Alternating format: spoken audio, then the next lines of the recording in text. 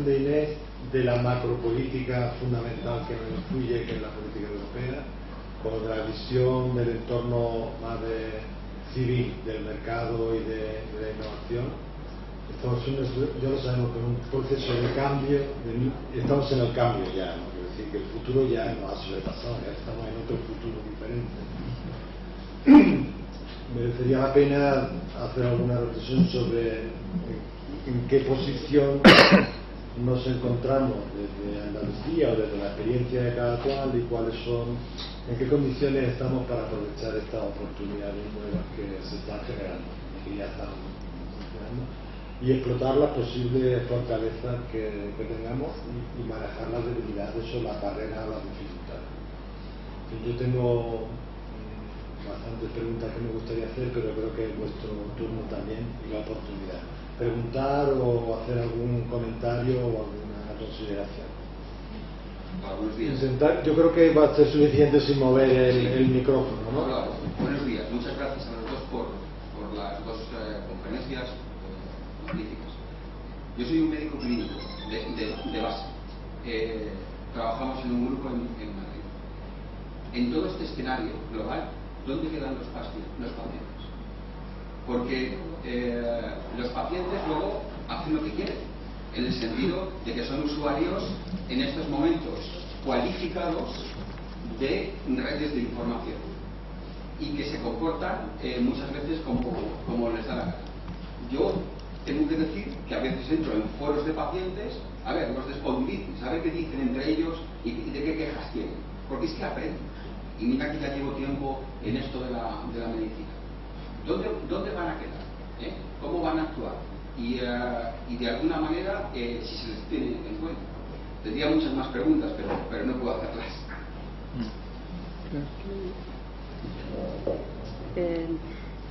¿Dónde quedan los pacientes? Pues yo espero que queden siempre como los actores principales, que al fin y al cabo se supone que nos debemos todos a ellos cuando somos profesionales sanitarios, estamos trabajando para el sistema público, es para ser una buena atención de calidad, eficiente, con humanidad o con ética, etcétera. O sea, que espero que siempre en el centro del sistema. Pero no solamente es que lo crea, creo que también hay estructuras, y mucho de lo que he estado exponiendo de forma tan rápida tiene realmente también ese enfoque. Los grupos, hablando también ya a nivel macro, los grupos de presión, pues, no, se llaman así más bien los términos hay en Bruselas, ¿no? Pero son organizaciones de pacientes, tienen muchísima presencia y muchísima voz. Quizás a nosotros aquí, en España, en Andalucía, donde estaba, te pierdes un poco porque siempre tenemos el problema de la lengua y que te parece inaccesible que puedas llegar a tener voz en Bruselas o voz en sitios donde se estén tomando decisiones. Pero a través de asociaciones de pacientes, los pacientes en Europa tienen muchísimo poder en estos términos en los que yo estoy trabajando.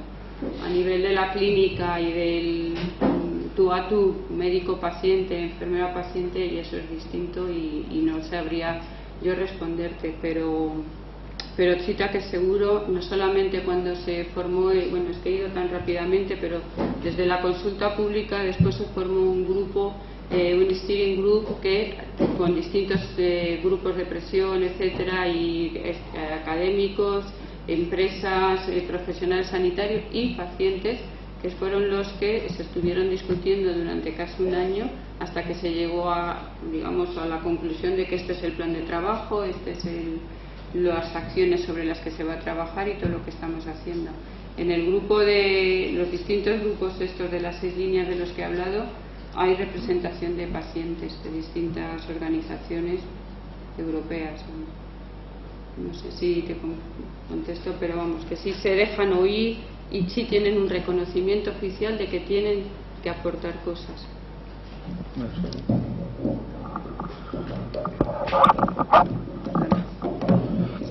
Realmente, los pacientes, más que los pacientes, los ciudadanos, son como el nuevo actor y desde hace unos años es conocido toda desde los elementos de todo centrado en el paciente o centrado en el ciudadano, pero hay elementos, algunos elementos de que el cambio tecnológico, también el cambio socioeconómico, el cambio cultural de los propios, digamos, de los ciudadanos, ha hecho que haya una situación dinámica distinta. Y sabemos que en los últimos años todas las propuestas de potenciación de paciente, de la posibilidad de educación en salud, de promoción de la salud, de cómo hacerle más activo y todo lo que conlleva también de alto nivel, que seguro que vosotros aquí hay discusiones sobre ese monto.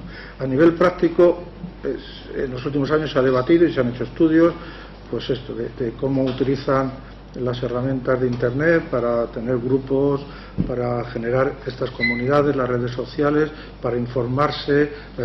También, por otra parte, y lo que apuntabas muy bien, ese conocimiento que se puede extraer y cómo explotar ese conocimiento para incorporarlo y de alguna forma gestionarlo y poderlo utilizar. Entonces es un mundo de oportunidades, todos los nuevos modelos sobre salud 2.0 que se planteaban con este cambio de relación, posibilidades, pero están entre grupos distintos, los propios pacientes, que ahí hay una variedad muy grande, y lo que plantea también de la necesidad de educar, porque hace falta que estas personas, que los pacientes, que los ciudadanos en general, pues no solamente tengan capacidad o posibilidad de acceder, no haya barreras, que esas parece que técnicamente van bajando, incluso de económicas o de costo, pero no solamente que tengan la accesibilidad, sino que tengan la formación, la capacidad de utilizarlo y luego la voluntad o la motivación para hacerlo. Entonces nos vamos a encontrar con una variedad en esa población y la estrategia, como pues en el País Vasco, de paciente proactivo, integrado y demás, pues puede ser que los haya, que no los haya. O sea, es una dinámica que estamos en ya.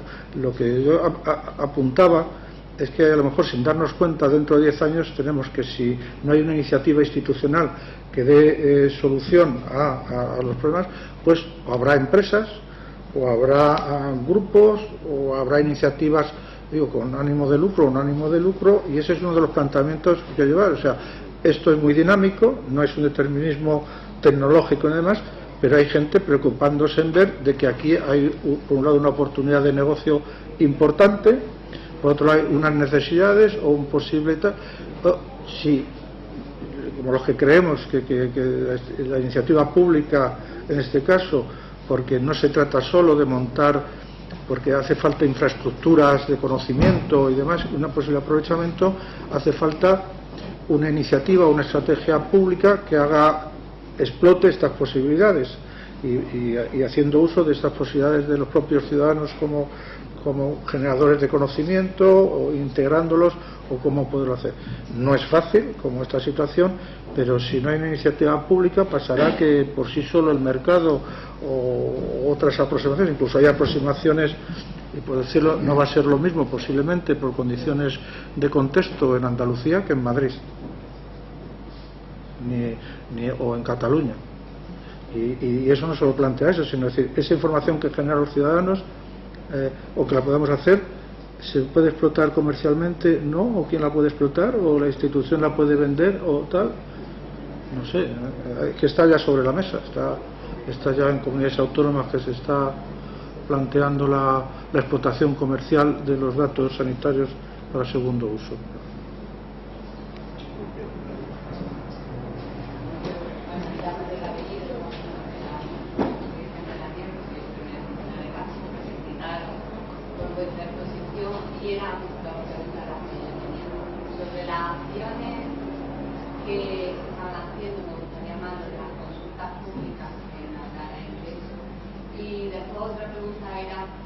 Sobre el papel de los profesionales, por ejemplo, si nosotros queremos incorporar a los pacientes y darle el potencial que tiene y además aprovecharnos, entre comillas, de su conocimiento, ¿no? Los profesionales ante esa situación, ¿cómo lo ven? Porque alguna gente puede considerar que vienen a usurparle el terreno, por ejemplo. Lo digo relacionado con nosotros hemos empezado los talleres de cuidadores, ¿no? Donde los profesionales profesionales, los cuidadores quieren ser docentes y lo hemos incorporado como tal. Y hay algunos profesionales que no lo consideran como potencial y como parte activa en el proceso, sino como que vienen un poquillo a, bueno, ¿y cómo van a saber a lo mejor más que ellos en alguna área? Entonces a mí me gustaría saber si tienen fuerza de la situación de los profesionales ante las restricciones. Bueno, a ver, voy a coger la segunda primero, que es más difícil, en el sentido de, no sé contestarte a nivel individual, y creo que da lugar en sentido de la relación que pueda haber entre profesionales en distintos entornos con los pacientes. Lo que sí puedo decirte es que digamos una idea clave fundamental en los programas y en estas líneas de trabajo a nivel de la Comisión Europea es apostar y potenciar un paciente más informado, más libre, más autónomo, que forme parte de su propio proceso de salud-enfermedad, y esas son las líneas que se siguen y que se intentan potenciar. Dificultades o reticencias que pueda haber en el día a día en todos los entornos, bueno, pues como en todos los procesos, cuando suponen, digamos, un tanto de revolución en lo que estamos acostumbrados y que tienes que incorporar nuevos conocimientos o nuevas formas de hacer las cosas. Pero sí que una línea fundamental es el paciente, digamos, informado, proactivo, y por ahí van no solamente muchas de las normativas que se establecen, sino también de líneas de financiación, que es la forma que luego se utiliza también para, digamos, ir afianzando estrategias que sobre el papel se plasmen y que tengan que tener sus resultados en el terreno.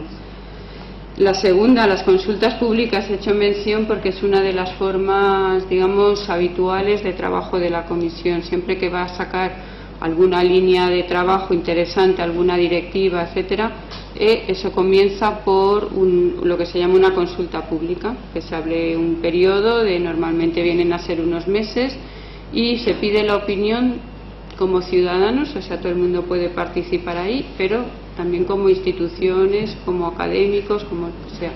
Y esos resultados se utilizan después para la elaboración del documento inicial sobre el que se empiezan a desarrollar.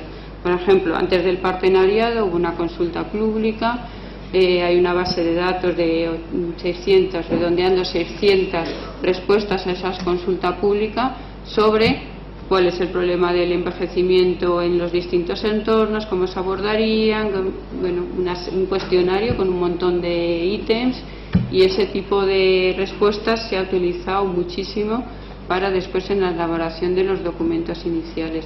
Y algunas personas, de las que también instituciones, vamos, digo personas como entidades, pues luego han formado parte de los grupos de trabajo. Eso lo he vivido personalmente, y por eso también un poco era insistir en que ese proceso pues es una forma bueno, importante de influir y de estar después en los sitios donde se andan cociendo las cosas. Vamos, no soy profesional sanitario y no, pero sí que recomendaría ver en la bibliografía, en la literatura, sobre todo en el National Health Service, en el Reino Unido, hubo discusiones muy importantes sobre empoderamiento de paciente, y hay un gran debate porque, digamos, aparte de los elementos a favor y todo lo que hay del movimiento, había también diciendo cómo podemos hacer una transformación que supone, digamos, quitar poder al profesional para dárselo al paciente, y precisamente el que haga esa transformación sea el propio profesional. O cómo podemos pedir empoderar a un paciente al que nosotros estamos obligando a hacer una serie de contradicciones internas al planteamiento tradicional de empoderamiento del paciente, que obliga a matizar muchas veces sobre elementos o filosofías. Y hubo un gran debate en el Reino Unido con literatura y con estudios, y ahora mismo no recuerdo de los autores, pero te podría pasar. Quedan 5 minutos, si hay 3 intervenciones pendientes, sí, no se olviden, que las vamos a pasar. Y de todas formas, como por el privilegio de estar en la mesa, sí quiero hacer un comentario. Os recomiendo hay una crítica radical de Eric Topol, que es un médico cardiólogo que además estuvo implicado en el tema de la MES y de la denuncia, que trata mucho los temas de medicina, de cambio sanitario y de tecnología, que habla, el título es de la creación destructiva de la medicina en la nueva revolución digital. Su tesis es que son los profesionales y el modelo conceptual tradicional médico y asistencial los que están impidiendo la revolución, el cambio digital. El cambio digital y todas las otras nuevas tecnologías, y la genómica y el resto de un nuevo modelo de práctica. Y es verdad que es un enfoque muy americano, muy mercado, pero es verdad que hay mucho del modelo tradicional, de temas que no tenemos resueltos en la fase anterior de la relación con los pacientes y con los ciudadanos, que está impidiendo. Las cosas porque da miedo, porque la expectativa en un modelo como el nuestro de que eso genere más demanda y más presión, pues es una amenaza importante. A pesar de eso hay iniciativas locales, que es un poco planteaba José Luis, y es interesante cómo en un marco, cómo sacamos lo mejor de las ventajas del sistema del modelo de cobertura universal y el modelo europeo con las ventajas de la innovación a nivel local. Hay profesionales que se lanzan y otros que tienen menos miedo, y que está el riesgo también de no mover nada para que no se desestructure todo ello. Y el paciente es lo fundamental, ¿no? Todo para el paciente, pero sin el paciente, que es un poco la máxima que tiene también cierto éxito, ¿no? Y la segmentación que planteaba José Luis, de que el paciente no es un paciente, son miles de pacientes, cada uno de su padre y de su madre, y los niveles de conocimiento, de compromiso, de interés, son diferentes, y a veces tratarlo como un único paciente nos está dificultando la intervención. Disculpar la digresión, teníamos ahí una palabra por ahí, otra por aquí, y luego termina María además. Vale. Y soy filografía, compañera de caso, que la prueba está en la tuya, que ha y me pregunta, bueno, pues en principio iba a la Inés, pero luego algo que ha dicho José Luis, pues Inés ha comentado el tema del sector sanitario, ha habido un incremento de empleo, ¿no? Y a mí en realidad me ha chocado que nosotros estamos viendo pues un déficit, ¿no?, en cuanto a esto. Luego, por otro lado, José Luis cuando comenta las necesidades. Entonces, ¿de qué manera se tiene en cuenta ese incremento de empleo, no en cuanto al número de usuarios, sino en cuanto a las necesidades que en este mundo ahora mismo estamos viviendo, como por ejemplo el incremento de necesidad de cuidados, ¿no? El incremento de necesidad de cuidados que queda establecido en muchas ocasiones no es posible llevar a cabo esos cuidados de la familia, porque la sociedad evidentemente está cambiando. Y esto, por ejemplo, en el tiempo que llevo yo en la atención primaria y en concreto en Ciudad de Carlos, ha habido un incremento tremendo. Un incremento en cuanto a la necesidad de cuidados en sí, y en cuanto, claro, el tema de tú tienes una oferta, ¿no?, y aumenta la demanda.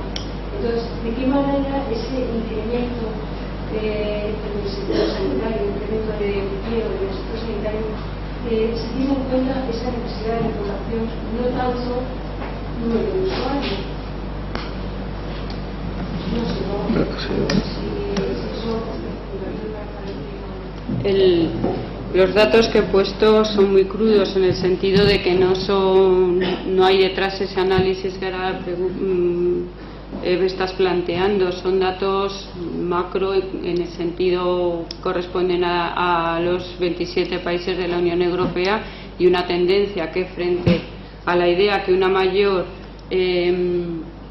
aumento de enfermedades crónicas, envejecimiento de la población, y coincidiendo pues con la edad del baby boom, que los profesionales sanitarios, hablo no solamente médicos sino enfermeras, o sea, categoría profesional sanitario, empezarían a disminuir, pues que se jubilaban, y hay previsiones de una serie de años en la que iba a haber escasez, pues se ha visto una tendencia al alza, y era ese 10% que se ha visto. Pero estoy hablando, son datos macros que ahora mismo yo no te sé responder a preguntas tan locales.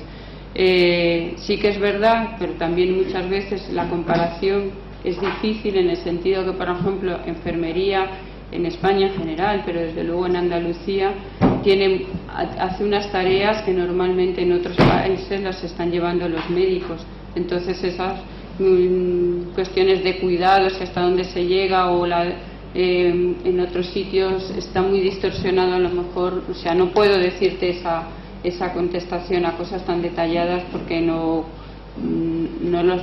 lo conozco detrás de esos datos.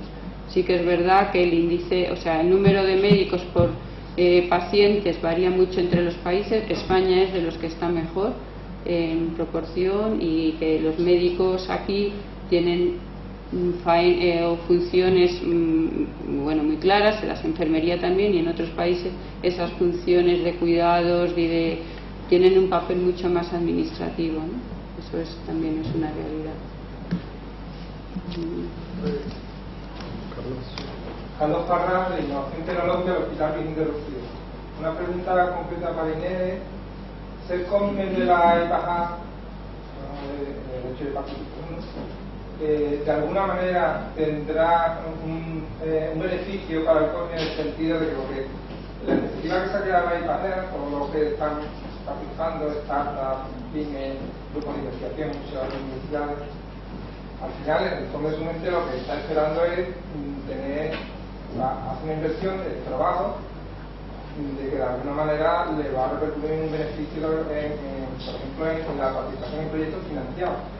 Porque por ahí la EPAJA no se financia solo alguna pequeña acción de soporte para los consumidores, pero en una opinión, ¿no? Creo que eso se puede desinflar si de alguna manera no se alimenta ese interés generado al principio, ¿no? Porque estamos en los principios, 1 año, 2 años, todo el mundo está apostando, pero eso van a pasar los años, hay muchas pequeñas empresas o grupos que viven de financiación de proyectos y no sé yo hasta qué punto esa tensión de actividad se va a poder mantener sin una apuesta que ahora mismo no hay, ¿no? De financiación para las acciones de la EPAJA, pero no sé si al final sí tiene la Comisión Europea en la mente que eso sí será de alguna manera promovido económicamente. A ver, desde el principio el partenariado sale como un proyecto diferente a todo lo que hay en uso. Se ha intentado hacer un resumen de cómo funcionaba o cómo se funciona normalmente a nivel de la Comisión, y por eso estos pilotos, que ahora el primero que empezó fue el de envejecimiento, y hay en marcha otra serie de proyectos que tienen que ver con el agua, con materias primas, etcétera. O sea, ese esquema se ha puesto ya en marcha con otra serie de temas ajenos a lo de salud, pero bueno, que están funcionando de la misma manera. Desde el principio se sabe, y eso todos los participantes lo han sabido, que no es un proyecto financiero, que no lleva aparejado la bolsa con los euros al uso de otros, y eso se mantiene igual. Es verdad que mucha gente, pero no oficialmente, porque te lo comentan igual que lo has comentado tú, pues de alguna manera pensaban que en algún momento podrían financiarse alguna actividad. No se ha hecho, llevamos 1 año o casi 2 años de trabajo, no se ha hecho y no se va a hacer hasta donde yo sé, por todas las directrices que se están dando. ¿Qué se supone con eso? Que te has adherido a esa idea de trabajar por un tema que te interesa, que supone un reto en el que tú también quieres contribuir, y que vas a participar con acciones que tú ya estás desarrollando sobre el terreno. Con lo cual, teóricamente también no te debería ofrecer ningún trabajo extra más que distinto de lo que ya estás haciendo. Sí que es verdad que hacemos reuniones en Bruselas, con lo cual por lo menos los gastos de ir y de estar allí y tal, pues los cubres, y eso es un gasto extra. Y que a cambio lo que ganas es la posibilidad de participar, de conocer otra serie de actores que tienen más o menos tus mismos intereses, que tienen tus mismas preocupaciones, que puedes compartir y dar y recibir. Asociado a eso, que hagan que forma de paralelo, y por eso os he puesto esa transparencia, toda la serie de proyectos, de programas financieros de la Comisión que sí, y es otra de las líneas en las que estamos trabajando, en las que siempre va a haber algo que tenga que ver con envejecimiento saludable, con lo cual ahí tienes la ocasión de poder presentar actividades con socios que has conocido allí o con otros distintos, algún proyecto que sí va a recibir financiación. Eso es un interés que puedes tener y una oportunidad que tiene. El ser parte del partenariado te pone en una posición, digamos, en parrilla de salida, en posición ventajosa. No teóricamente. En la práctica conoces a la gente, conoces las claves de lo que te estamos contando continuamente directamente. Hay claves que os he intentado dar, a lo mejor como va todo muy rápido, pues no es eso, pero quiero decir, el hecho en sí que se destaque de todo lo que hace Andalucía como crecimiento de empleo, ya quiere decir mucho. Os he estado insistiendo mucho en lo que tiene que estar ligado al crecimiento de empleo, al desarrollo económico, etcétera. Esas son claves que a lo mejor cuando te lees los papeles te pasan desapercibidos, porque además tú estás con la cabeza de tus pacientes, tus cuidados, los enfermos, no sé qué, y todo eso te parece como la paja, y decir yo al grano.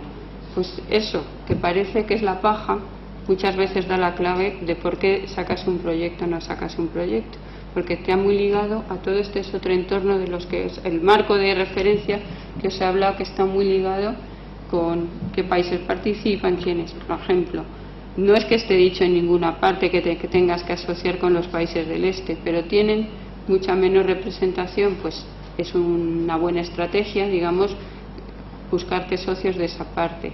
Tienes que ser muy grande, no vale decir que ahora como un centro de salud de Madrid, de Cuenca o de no sé dónde, de presentes. Tienes que ir asociado con muchísima gente. Son macroproyectos lo que se están financiando, no son proyectos piloto. Puedes pilotar una cosa concreta que forma parte. Entonces, todo esto son cosas que, digamos, mucha gente de la que se ha presentado ahí, ¿a qué va? A ver por dónde van los tiros, a otear y a participar también activamente, porque qué duda cabe que con lo que tú estás presentando, con los trabajos que se hacen, con las experiencias que eso, pues también vas haciendo camino y la comisión lo utilizamos también para tener información sobre la base. Si no, la forma de informarse de la comisión es los ministros, los consejos, no sé qué, o los proyectos. Esto es una nueva forma de tener información sobre el terreno y se utiliza.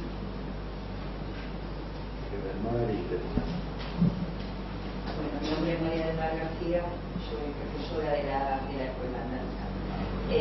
Dos cuestiones. ¿Qué papel juegan en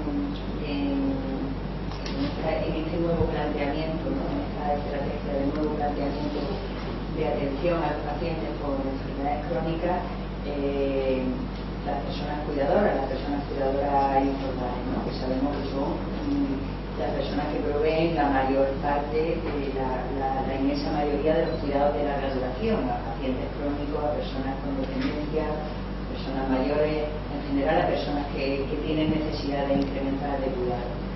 Y la segunda cuestión era acerca del empoderamiento, ¿no? Tiene que ver con la primera también.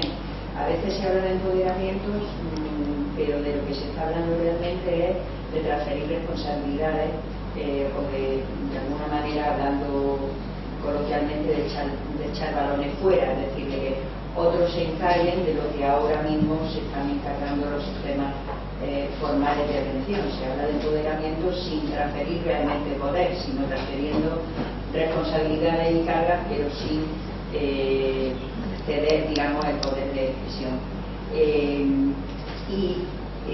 A mí me preocupa en ese sentido también cómo se puede instrumentalizar el empoderamiento del paciente por parte de la industria, ¿no? Eran esas dos cosas.